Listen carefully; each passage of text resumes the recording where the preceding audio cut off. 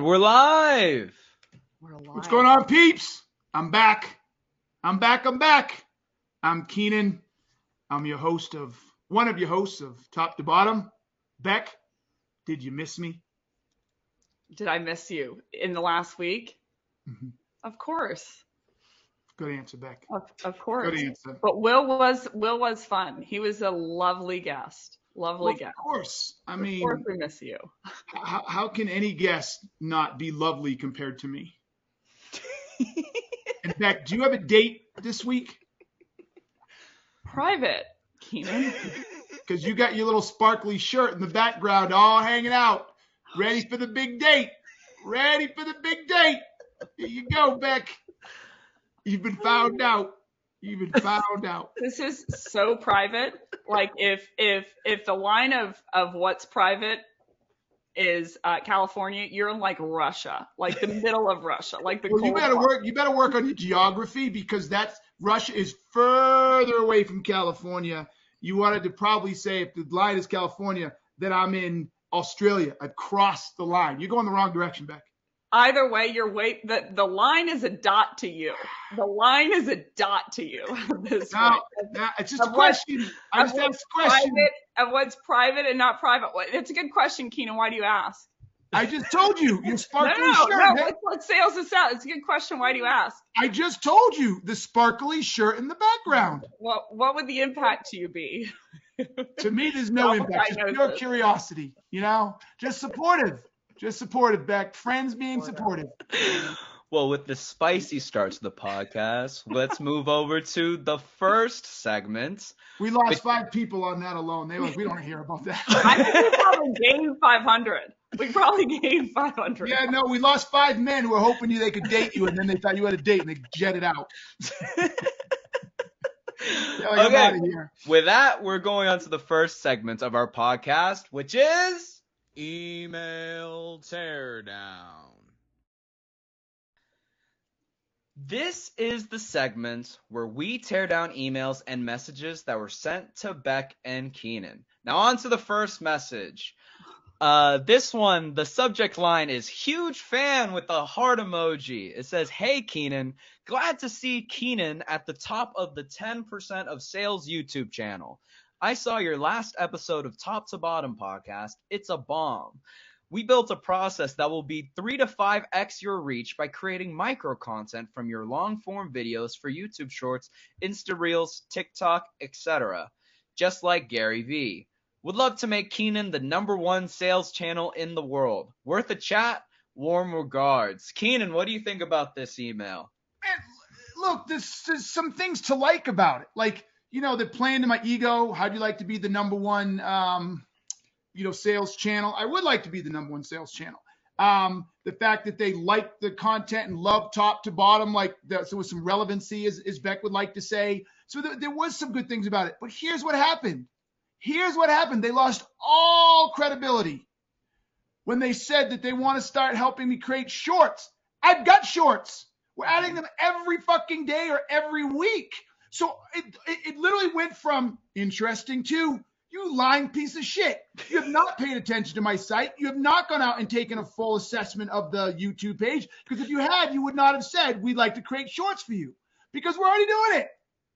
So they went from here, bam, to here. Lost all credibility and trust. Mm-hmm. Well, Becc, you have some edits for this. What are your edits for this email? Yeah, so my edits were oddly in a little bit different of a note. Well, first off, grammatically, it threw me for a loop. He went to, hey, Keenan, to glad to see Keenan, which transitioned me to third person. Well, that fits for me. Which is a little interesting for me.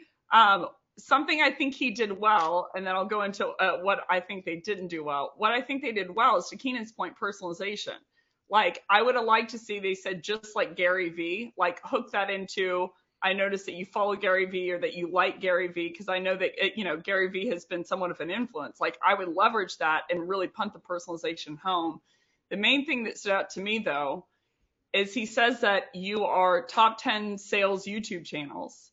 And then he's like, what if I could, get 3 to 5x the reach? So you're stating to him likely that he doesn't have a problem. He's top 10. And then you're like, what if we could 3 to 5x the reach? So I would be reaching out to someone who I think is struggling to get the reach that they deserve, based on the quality of the content. So I would have niched in there. I think he outlined essentially that you aren't someone who likely has a problem and then is sending you a problem-centric email. Keenan, what do you think? No, I mean, look, for someone like me, right, if I'm the top 10, I should be number 1. So that is a problem, right?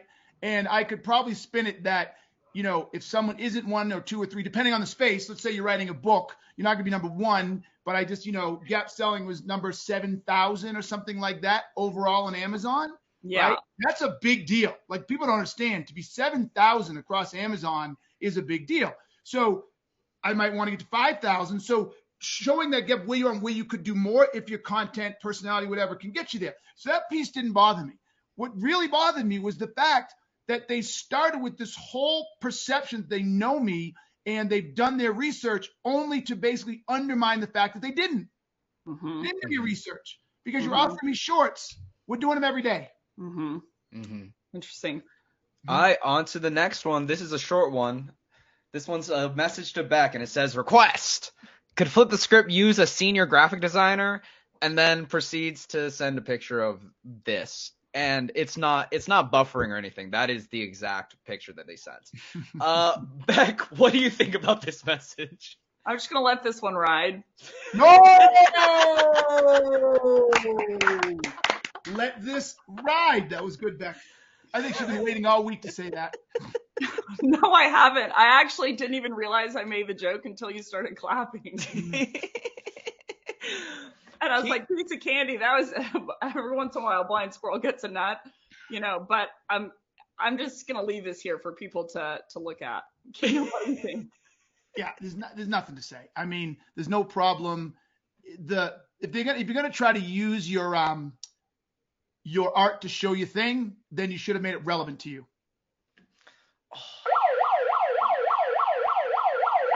Maybe this person thinks that I should be on motorcycles. Yeah. They could have done a logo redesign. They could have taken a piece of content and changed it around. They could have done anything that you might have been able to use right away. But to put you on a motorcycle, that makes no sense. Oh, is that supposed to be Becc on a motorcycle? I don't know. I'm genuinely confused. Well, anyways. Much like our intro, I'm just genuinely confused. Well, on to our next segment of the podcast, which is Sales Mythology. This is the segment where we demystify common myths in the sales industry. Now, the first sales myth of today is no is just the beginning of a sale. Becc, what do you think about this? Can Keenan lead on this? Sure, we're doing. Hey, this is your one for each episode. You have one each episode. So Keenan, why don't you start on this one? So I'll be nice. Okay. Look, I remember I was actually vice president of sales, but someone on my team got a no, and maybe I was tag teaming on the sale. I can't remember exactly, but got a no. And our COO sent me a note, and he goes, "Hey, that no is just the beginning of the sale." And I remember thinking to myself, "Is this guy fucking just tone deaf? Read the email, man. Like, it is clear." Then they're not interested. And I can't remember the context. I can't remember any of it, okay? But let's just assume to some degree I was at some level unsubconsciously selling at a gap level at some point, right? Or some way. And I'm thinking of this. There is no thing that points to yes. This is clear. So the idea that people think when someone says no is just the beginning is obnoxious. Mm-hmm. It is pathetic. Now, I get where it came from. If you're product-centric selling and they say, no, I'm not interested in your mouse, I can see why some people say, okay, he doesn't understand enough. Like, no, it's like, well, yeah, but wait, there's more. You don't understand. Let me keep going, right? I don't agree with it, but I get where it came from. But if you're properly selling and you're properly diagnosing and you're properly understanding the problem and they say no, you should have probably seen that no coming in the first place. But if you didn't, it is fucking pathetic. that you would think that you should continue to pester the person. I'll leave it at this. Sorry, Beck. I remember when I was a little younger, I went to, I traveled around the world. I went to a bazaar in Turkey. I went to a number of Middle Eastern countries. And you go into the bazaars or the streets, their negotiation is like nothing you've ever seen. It's not even negotiation. It's just, they will just pressure you into buying. And your no is, they don't even hear it. No. And they don't give a shit. They just will keep, as long as they have you in front of them or near them, they will chase you, they'll grab you, they'll do whatever. That is not sales, and we should know better. And we don't even want to look, smell, or taste anything like that level of pressure selling. Beck, what do you think? Yeah, well, I think to Keenan's point, kind of the thesis of it, no can only come up when you're trying to sell them, right? So the root of a term of objection is you're on the offensive, you're trying to sell someone, and they notice it. They notice your agenda, so they throw an object up in your way to slow you down. Not interested, not the right person, no budget, no time, blah, blah. So I heard on a webinar the other day, someone say like, hey, objections are a really good sign, or a no is a really good sign. Totally. Keenan, I wish you would have. You keep saying this, I wish you, Keenan, but you never send me or invite me or whatever. Yeah, but I'm watching this and I'm like, am I the only one that think that is like 180% from the truth? That like an objection tells you on a scale of 1 to 10, how much selling they think you're doing. Yeah. How salesy they think you are. How much of an agenda to close or get the meeting or book the deal they think you are. So they're going to throw an object up in your way to slow you down. You don't see like a doctor get an objection because their goal is to diagnose. So they're not going to throw an object in your way to get you to diagnose, like from diagnosing appropriately, because they know it's to their own benefit. So I'm like, objections, no's, all of that in that school of thought of like, oh, well, a no is a quicker way to a yes. I'm like, I couldn't disagree more. I really couldn't, because I'm like, that just shows you that you're on the path to sell them, close them. They feel it, and so they want to slow you down. All right, so the next myth for today is a methodology is not required to sell. Beck, would you like to start us off on this one? I wouldn't, Min. You're going to. Kidding. So methodology is not required to sell. I would say it's not technically required, meaning you can sell without one. But I think if you have no system of how you're going about something, then I don't see where the expertise comes in. So methodology to me is just a method of which you're executing something. So, to Gap's point, like if you're trying to identify the gap, trying to identify the current state, the future state, all the things that they've misdiagnosed, et cetera, that's the method of which you're quote unquote selling, so like method acting, for instance. So I'm thinking about if I'm just going into the conversation and I have no like thesis of the conversation, no goal of the conversation, no agenda to the conversation, then like, why am I having the conversation at all? So I'll hear a lot of people come in, and I'll close with this and transfer to Keenan. Hear a lot of people come in and they'll say questions like, what are your priorities that keep you up at night? What are the things that are what are the things that are top of mind for you? Or they'll try to be super empathetic in the beginning, super personal, super kind, super quote unquote rapport building, because they have no actual goal to the meeting. They know that the goal shouldn't be to just close them and to sell. And so I'm like, you can't detach from the outcome. Like the outcome of you want to close them, yes, detach from that. But you should have an outcome to the meeting. The outcome to the meeting is, to Keenan and Gap's point, you should diagnose. You should diagnose what's happening with the buyer at that point in time. So if you don't have a method, I don't see why the person should be jumping on the call with you at all. They might be confused at best of why they took the time to talk with you. What do you think, Keenan? Look, I think this concept of should you have you can sell without a method is Beck, correct me if I'm wrong, is rhetorical, I think, because I say the same thing about corporate cultures. It's not a question of method and no method. If you're selling, you have a method. Yeah. You just may not know what it is, right? There is a method. You can't, like even right now, me talking to you, there's a method to my talking to you, whether it's logical, whether it makes sense, whatever, but you can't avoid it. So if you sell, you have a method. So I think the real question should have been, can you sell successfully? How do you phrase the question again, man?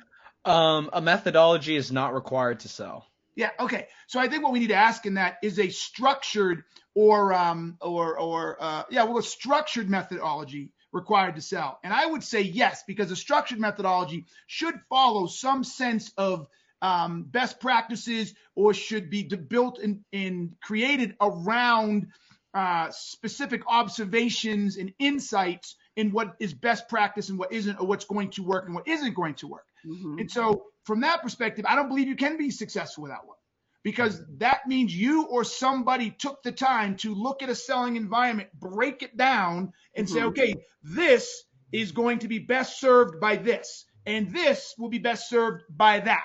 And because of this, you're going to be most successful. So technically speaking, people sell every freaking day without a structured methodology. They're just not super effective, right? And that's why the sales world is actually getting a worse reputation, not a better reputation. We're in trouble, people. The sales world is in trouble because what we've done over the last few years around all this emphasis on the top of the funnel and outreach and sales loft and pounding people with emails and pounding them with shitty cadences and pounding them with calls. People are fed up and they're out. They see very little value in salespeople, particularly at the top of the funnel. So it's all because you've lacked a real methodology. So the answer to me is no, you cannot sell without one. I do think it's bizarre that there is a very well-known, let's call it a beginning contract, where you're setting something at the beginning of the meeting of what you're going to walk through in the meeting.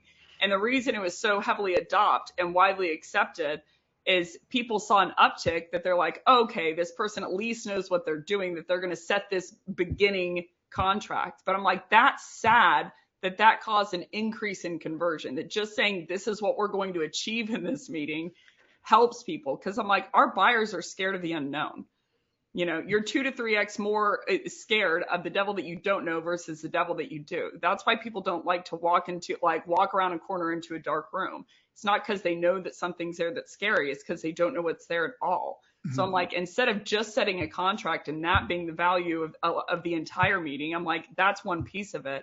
But the goal, the agenda of the meeting is to, again, to Keenan's point and to, gap, is like, I have to define and understand this gap and potentially widen it by finding things that they don't know. And if that's not the goal of the meeting, then you're just like, what are you going to do? Like, hang out there, make some compliments and be like, hey, sick shirt, and then like see if it works out and they close. It's just bizarre to me.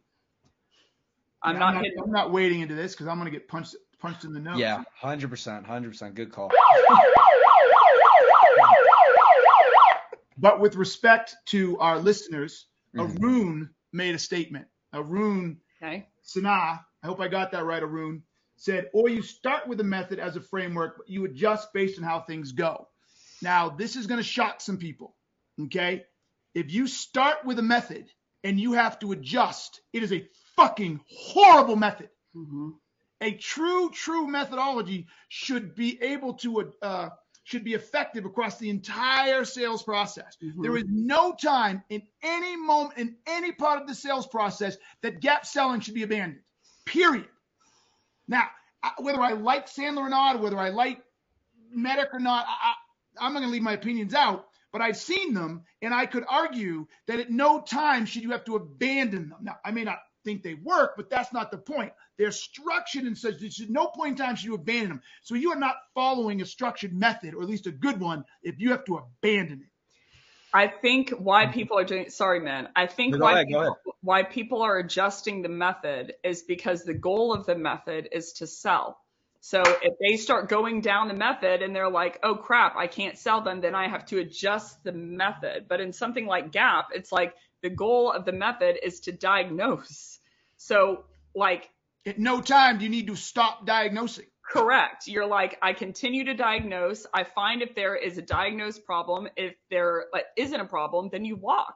Or if there's a problem that you can't solve, then you walk. That's the end of the meeting. But you don't adjust the method or adjust the diagnosis. Like, that's your goal. What's your self-diagnosis? What's your diagnosis? If there's a difference, and hypothetically you challenge, but you're trying to uncover what is the gap to them, and then what's the gap to you based on the information you're acquiring. But at no point in time does a doctor like transition and say like, oh, okay, well now I have to shift the way that I'm asking questions because I ultimately want you to buy the medication. Because they don't have cancer, and I'm trying to sell, So like, radiation. Oh shit, what do I do now? No. Yeah. Well, with that, we're on to our next segment of this podcast, And which you're welcome, is Maroon.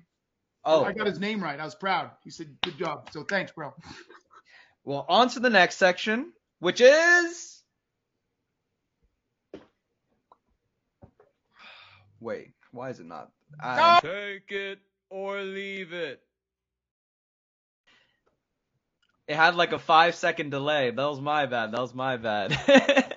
Well, this is the segment where I introduce common sales tactics, and Keenan and Becc let us know whether they would take it or leave it. So the first one of today is having an opportunity deal score. Keenan, take it or leave it. Oh my God. Take it. Opportunity deal scores are critical. Similar to gap selling, though. This is my next. What's the word, Becc? When you take something on and you run with it and like your boy Don Quixote. Like, what's the word when? Not my next. What? Okay. conquest. Yes, this is my next conquest. Thank you very much. This is my next conquest. So I'm not leaving. I'm not abandoning gap selling and discovery and diagnosis. I'm not doing that. But I just discovered over the last period of time that the biggest opportunity in sales right now is opportunity management and deal management. And an opportunity score is critical. Now, I'll go into it later. I'll let Becc say this. Absolutely, you can't live without an opportunity deal score because you don't know how good that opportunity is. We score leads. Why aren't we scoring deals? And why aren't we scoring deals? Because no one has a real functional methodology that allows them to score them. They have no definitions of what to score. They have no way of scoring within the pipeline. But yes, all day long in an opportunity deal score. Becc, what do you think? Take it or leave it? For deal scoring, I'm a hard take it as a practice. For deal scoring, how it's done today, I'm a hard leave it. For sure. They're like, when's the last time the person emailed the other person? Or how much are you multi-threading the deal? And I'm like, okay, it's an interesting data point. But if you aren't teasing out, to Keenan's point, like do you have the root cause? Do you have the problem? That's what's qualitative versus quantitative, right? Like today, everybody's trying to do it quantitatively and easy qualitative. Yeah, it's like, do you have all these defined principles that you know from the person? Then I can tell you what's the health of the deal based on the size of the gap that exists, and also do you have those data points at all? So take it if it's deal scoring at large, but leave it how it's done today. Great job, Matt. Great job. The next one for today is walking away if a client won't do a discovery with you. Becc, take it or leave it? I'm going to take it. I would walk away. Yeah, meaning if they won't do discovery with you, walking away, then I'm going to take it on walking away. Yes, absolutely. Got you. What about you, Keenan? Take it or leave it? 100,000% take it. Not only am I a take it if they won't do a discovery, I'm also a take it if they demand pricing. And demand pricing up front before they take a discovery or something. Nope. Listen, if I say it all the time, discovery is diagnosis. Diagnosis is trying to understand so you can help them. Our job as salespeople is to help them. I say this all the time, everybody watch what I do. That was feedback. Watch what I do here. If a buyer will not let you help them, move on. For every 100 deals where one or two of those might close, 10, 20 won't close. So you're wasting your time. Let that one or two go. Trust me. The customer won't let you help them. Let them go. Even if you do sell it, I'm still because you could have misdiagnosed then. And then they buy the product and they blame you because because you weren't the one who dug in. Yep. So it's like, usually those deals are they're going competitive. They they don't want to do a rip and replace. They just want a competitive quote, or they just want to say they did their due diligence when they quote unquote, they didn't. So I wish the entire sales industry would do that. And then we could start changing the way buyers deal with us. But we own it. They don't want to talk to us because most people don't know how to do a good discovery. So the buyers see no value. That's the problem. It's our fault.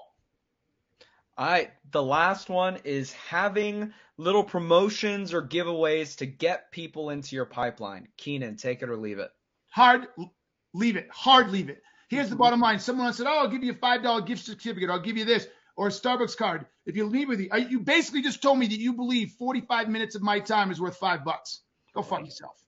Beck, what about you? Take it or leave it. Same. I'm going to leave it. You know, I've seen a lot of companies do this, and I'm like, by the way, you're broadcasting to your buyer that you don't believe that they'll get any additional value by jumping on a call with you. And so I have to pay them in terms of a Starbucks gift card. And anyone who takes that Starbucks gift card, let me roll the tape forward. Probably not a decision maker, probably doesn't have budget who will take those headphones. Yeah, because their time is worth more than $5.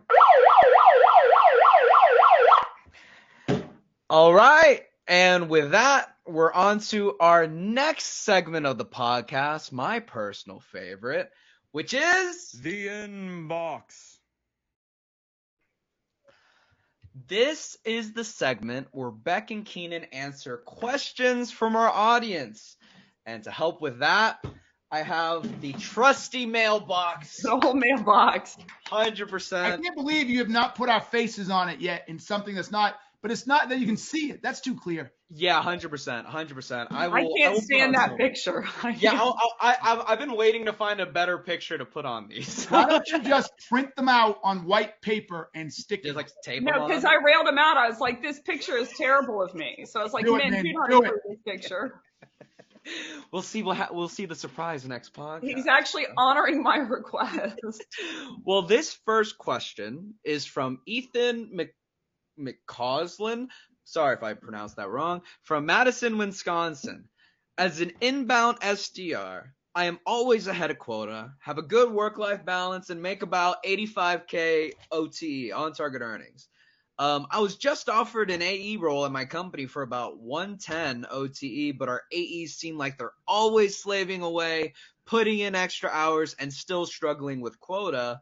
The extra money is significant, but is it worth it? Thanks in advance. Beck, what do you think about this? I would have to run discovery. I'm like, worth it in what regard? Now, if you want to become an AE, then a lot of programs are in that condition, meaning most their AEs aren't hitting quota. I was reading a study the other day about the decrease throughout 2022 of AEs that were hitting quota, and it was astounding.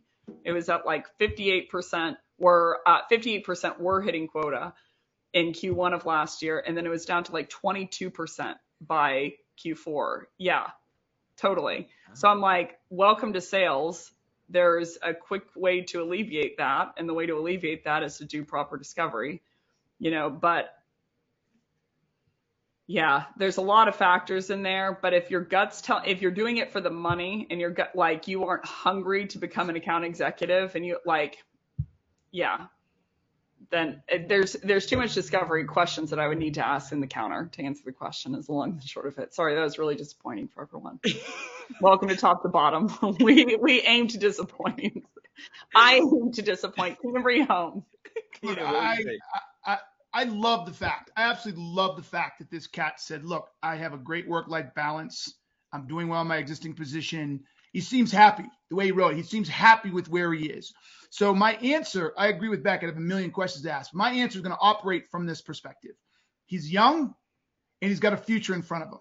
So my question would simply be, where do you want to go? What do you want to do? Do you want to be an SDR the rest of your life? And do you believe that you have the spending style or the spending discipline and that stuff, that 85K are the equivalent based on inflation, et cetera, that you could live like this the rest of your life? Then fucking great. Don't move. Like, literally, don't move. Life is about having fun. Life is about living. Life is not about working to live, right?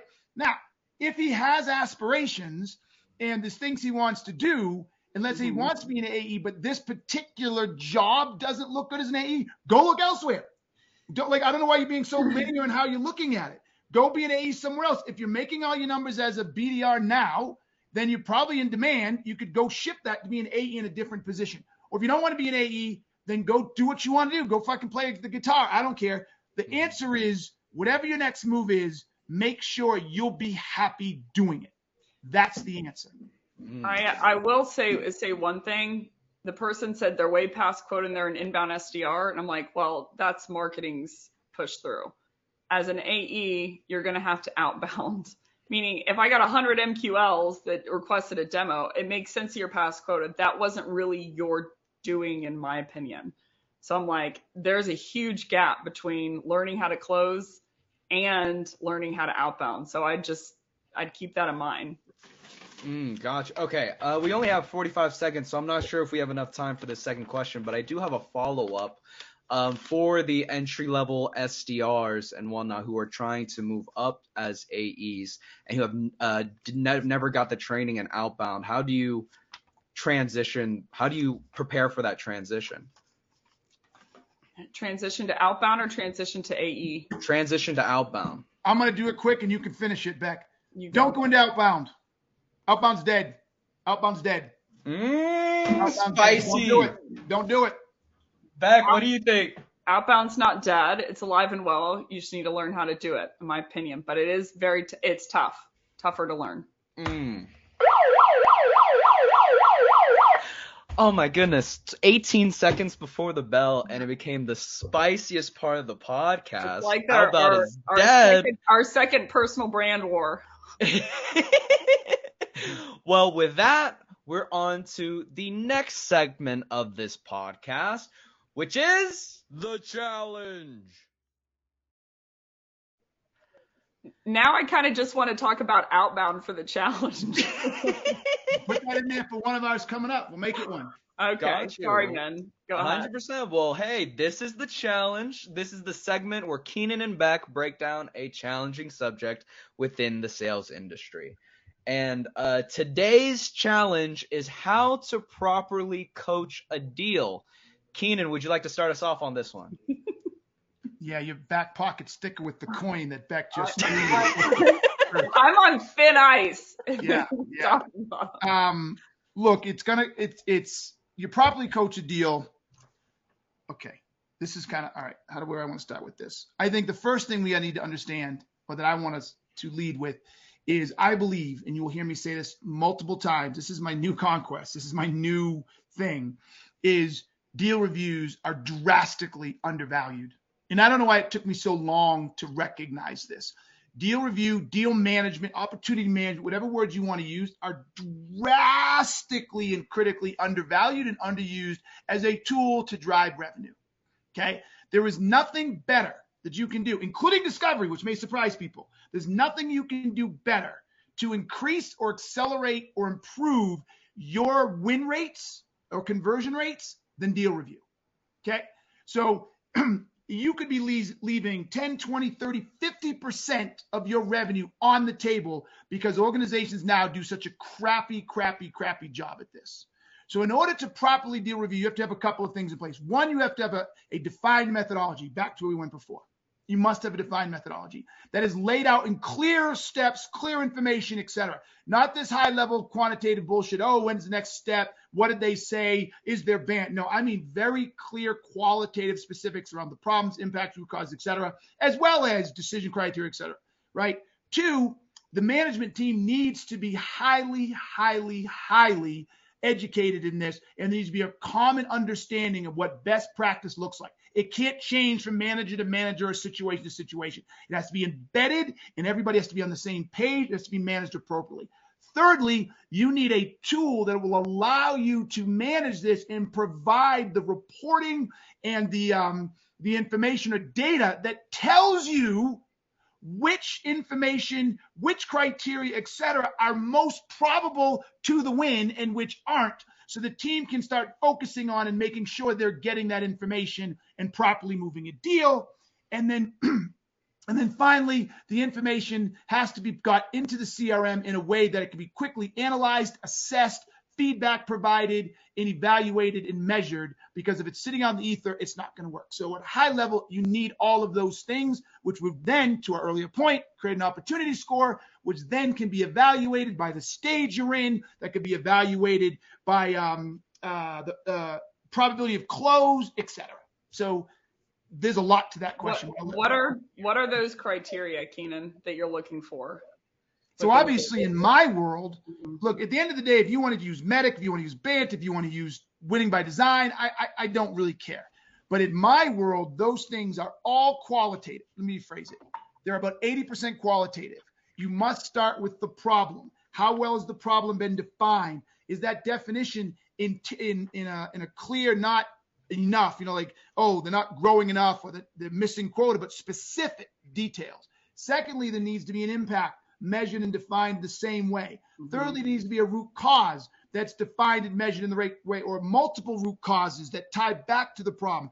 Fourthly, there needs to be an actually clear desired outcome. Where are they trying to go? And that has to be defined. Like currently they're off revenue by 22%, which equates to $6 million. They need to get to $25 million. They're only trading towards one. So there's a $6 million gap. If they don't make that $6 million gap, the impact is whatever that is defined, bang, bang, bang. The root causes are, right? And all of that has to be there. And the management needs to know what that is, define what that is, and then be able to provide feedback to tell them, go get it if you don't have it. And that's just high level. Does it impact just conversion in your experience internally, or is it conversion and forecasting too? Oh, gosh. So it absolutely affects forecasting because those two go hand in hand. If my conversion rates go up, right? So if I go from 20% conversion to 50% conversion, guess what also happens? My forecasting gets better because I'm losing less deals. So just purely by default, it's pretty easy to forecast if I have a 50% close rate. You know what I'm saying? Secondly, it helps with average, what do you call it? ASP. Time to close. Yeah, not ASP as much. It can help with sales average cycle. time to close. Sales cycle, thank you. Because now you are able to assess and work with buyers on why they should buy in the first place, so that deals that will never close are identified early. They're gotten out. I mean, we measure the difference between deals that we lose versus the deals that we close, and it's almost double. Deals that we lose the average sales cycle is almost twice as long as the deals we win. So we know if we don't close them in 45 days, the probability of closing drops drastically. What we're now learning, because I've adopted this whole concept of deal management, deals in opportunity score, deal score, is that I know that if I don't have a certain deal score, that's not going to close. And I can start to see it coming way in advance. Hey, Beck, what do you think about this? I have one last question, then I'll give my take. Is it that they have the inputs at all, or is it based on the inputs themselves that you can predict conversion? Meaning, can you elaborate? Meaning, like, are you converting it, or are you predicting it on, oh, they don't even have a root cause in here, current impact, future impact, problem at all, or it's based on this? I can predict based on the inputs, or I can predict the conversion for the rep based on the inputs that they have put in, or is it more so I can predict the conversion based on how many deals they have inputs at all? It's both. Okay. It's both, because it translates into the opportunity score or Yeah. the deal score, right? Yeah. So if I don't have root cause, my deal scores can only get so far. If I don't have in our world, and anybody can do this, but in our world, the gap is the most weighted, right? So if you don't have the gap, it's almost impossible for you to get to our threshold of what we call green, because the gap is weighted so much. So if you have the gap, but it's not a good gap, then we know that you might make the sale, but it's weakened. If you don't have the gap at all, we know you're in serious trouble, but that is reflected in the deal score. So whether it's gap or problem, impact, root cause, they all play into the deal score. So the lower the deal score, for whatever reason, we know. Now we can extrapolate from that when we have deal scores, I'm making this up, that are below our threshold but still win. Like, well, deal scores that are below 75 that won, almost all of them had at least had the problem. Right. Deal scores below 75 that didn't, and that lost, most of them were missing the problem. So we can do it in every direction. Okay. Yeah. So my take on deal review or coaching, we can start there. Most coaching sessions that I see, the main problem that I find, let's go AEs running into, or AE leaders running into, is they don't know what to coach to. So the first step of coaching anything is you have to identify something. You have to identify what they're doing wrong, and you have to know what are the things that they're saying or not saying, that are preventing this deal from coming to fruition, either from a forecasting perspective or from a conversion perspective. So what I find is that AE leaders don't know what to identify, and the root cause of it is they're viewing it as what words or what techniques should they be saying to this person to make them want to buy more. So they're like, unless you have a team of 150 statisticians that are studying day in and day out, you cannot prove causation. Best case scenario, you can prove correlation. So they don't know how to identify what's wrong. And then they don't know how to prescribe, essentially like, what's going to change the deal for the rep. So it's all kind of qualitative opinion, and the rep knows that. So they stop listening to them. So that the coaching session turns into like, what are your like a pipeline session? What are your deals? How big are they? Who's the decision maker? What's the next step? Instead, how I view coaching is similar to what Keenan's talking about. Of the principles that you have to identify, you have to coach towards is, did they get a root cause, current impact, future impact? Like, did they get all those principles in general? Did they identify any that the buyer didn't know about beforehand? And then I can tell you the health of the deal. And then hypothetically, like the next step of the deal, if you missed a root cause, I need to coach you to go get that back, so that you can understand it to begin with. But that's how I view like coaching overall is like, did you get these principles? Did you identify anything that they didn't know about? And then I can quantify the gap for you and tell you where you need to move forward as a AE. Right on time. Right on time. Nice job, Beck. That was good. That was good, Beck. Nice work. Right on time. Well, on to our last segment of the podcast, which is the rant. Oh, let me decide who's gonna go first. Let me think. Okay, let's go here. Now, Keenan, what is your rant for today?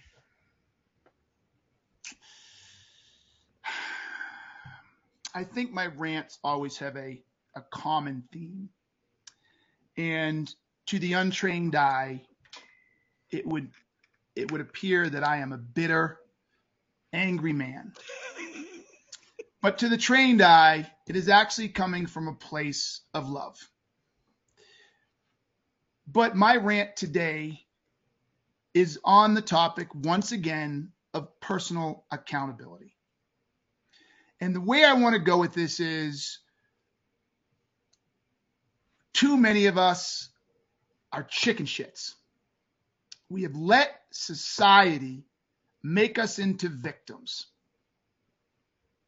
Turn us into victims. It is not uncommon for a salesperson to say they want a job, and I'm going to talk about salespeople, but it goes across the entire spectrum, to reach out to a company and say, I want this job, and they'll go through the interviews, and they'll convince that person they can do the job, and they can get the job done. And then they're there for 1, 3, 5, 6, 8, 9 months and almost sell nothing. And then they quit. It costs that company $30, $50, $80, $90, $100,000 to give you a fucking seat. And you couldn't do the job. But you sat there and you looked at that hiring manager and said how you can do it. And this isn't just the sales. I've watched clients, I've watched friends, I've watched us here, watch people come in and say they can do it, and they can't do it. And they waste your money.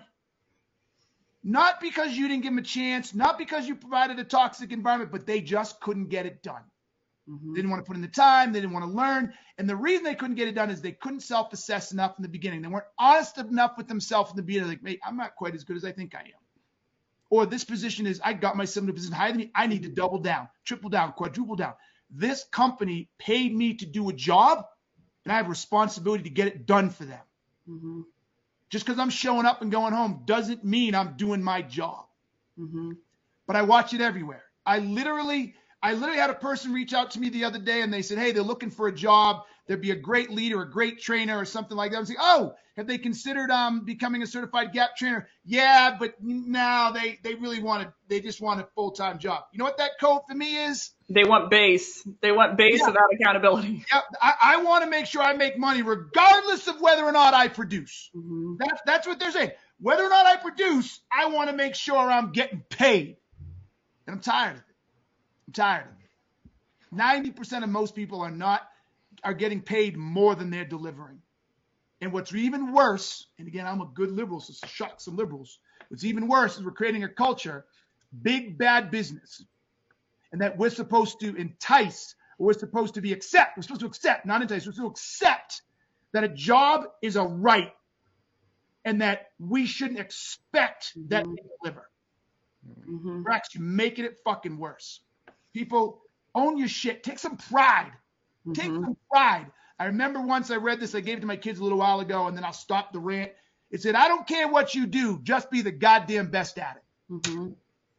We've lost that. We've lost that. Everybody tells themselves they're the best. That's the problem. Convince themselves of the best, ignoring the data. All right, Beck, what is your rant for today? I love what he's saying. I love what he's saying because it's, you know, again, the outside looking in, it's like, okay, you're an entrepreneur, right? So I'd be like, if you flip the hat and you put the hat on this person, and you said like, hey, you know, what would you do in this situation if someone did this to you? They'd be like, oh, well, I would never it would be a huge impact to them. They understood like, hey, when I whatever, and I'm just taking me as a microcosm. If I pay you to go do something and there's no output, like look at it from my perspective. You can give me excuses, stories, or whatever the reasons why you can or can't do something, but all I'm left with is the reality of what you produced. You know, so I'm like, when I get to work with men, I'm left with the reality of what he produced, which is very high, very high. So I'm like, I'm thankful to those kind of situations. But anywho, my rant is, it's not necessarily a rant, but it is a focus of a game changer for me has been, and it's been exposing for me, is are you, I'll never forget, I think it was in a webinar, Keenan, you said not using the word if, and like someone says, I have a problem, and 100% of reps blow past that and basically say like, okay, I'm going to move on to impact or whatever. And the importance of defining everything and uncovering everything, defining everything that they're saying. I listened to a call the other day and the person said like, oh yeah, we've had success in this other area, you know, with this other team. Now we're going to go international. So we want to buy this product to see if we can duplicate that success. The rep blows right past it. Never asked to find success. Totally. That I'm like, your first step is what was the success? What do you mean by success? Was it success in terms of conversion? Was it success Can you in terms please of define success? meetings? Was it SQLs? Was it like, and like the answer, you simply don't know. You're completely left in the dark. Yeah. And the reason that this popped up in my brain is there is the most recent season of The Bachelor. There is a Bachelor, and there's I think 6 or 7 girls left. You love The Bachelor. I know. I hate that I love The Bachelor. And one of the girls at the second or third episode, she was giving all these interviews. She's like, I really don't know where I'm at with Zach. Like, you know, I don't think that he's digging the relationship, and I don't think, you know, da. And she's an AE for a living. She's an account executive. So she goes into this session with him, this conversation with him, and she was like, yeah, so I just want to call it out. I don't think you're feeling it. I don't think that you see a path forward. And he was like, what are you talking about? I get butterflies in my stomach every time you walk in the room. You're actually my number one. You're a front runner for me. I've really enjoyed our conversations. What stood out to me is I'm like, she had no freaking clue. Why? She had never asked any questions in any session with him. All she had done was tell him how amazing he was, blah, blah, blah, but never asked any questions and listened. So I'm like, when I'm in a conversation, if they say I have a success, I have a problem with my NPS score. My first question, I'm like, Keenan, I'm going to pick on you. What would your first question be? I have a problem with my NPS score. What would your first question be? Could you tell me about your NPS score and why it's a problem? What's your NPS score? Right. It's like you anchor there and you start there. And I think defining things is a huge momentum in your conversations, and it helps you do nothing other than diagnose. So the importance of that, it's critical to any single conversation, is helping understand what is happening in their current state. Like, don't worry about the impact yet. Don't worry about, necessarily like root cause yet. Don't worry about any of that stuff, or what's the thing that was the final snap that made them want to buy. Start at the beginning. When they say they have a problem, yeah, we've seen a lot of success. Yeah, we have pretty high conversion. What does pretty high mean? They might think pretty high is 10%. And you're like, actually pretty high for your ASP is really 40%, all variables staying the same. When they say we have a really low reply rate, and they say I have a reply rate of, I'm like, what's the reply rate? And they're like, it's 10%. I'm like, that's actually way above industry average. It's the importance of defining. I'm like, define. If you're starting a statement with if, then I'm like, you have to start over. You shouldn't be saying if you're selling into EMEA. It's like the question that needs to, in real time, work to a question. Are you selling into EMEA? And I feel like from a silver bullets perspective, I would just recommend, it has changed my conversations to, it's a conversation of understanding all of a sudden. So that is my rant. There's not a ton of. Oh, Beck, you made my day. I just love watching your journey through get selling, because every time we talk, you just go deeper, and you're like, oh my God. I have a whole chapter on this piece, a whole section on open-ended answers and define everything. And I just love that light bulb has just gone off now. Yeah. Well, it's just like, I want to understand that before I even move forward in the conversation. I should have 6 or 7 questions about what do they mean by success? Yep. Like, what are they trying to duplicate? Yep. Is it duplicatable? Why do they need a new tool to duplicate a success if they already had success without the tool? Like, a lot of questions in my head, but I'm like, just get your arms around the ambit of the problem. Just start there. Start there. That's the rant.